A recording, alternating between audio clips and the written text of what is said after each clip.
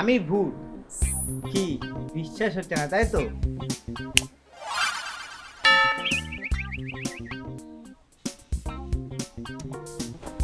দেখো, আমাদের সবারই একটা না একটা স্বপ্ন আছে। আমারও একটা ছিল, যেটার জন্য আমি আমার সব কিছু দিয়ে দিতে পারতাম, আমার জীবনটাও।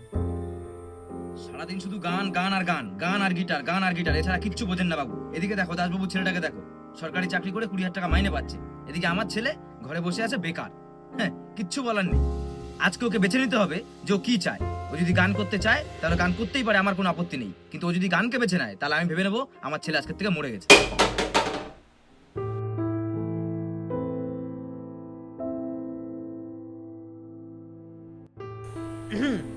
আমি এদিকে,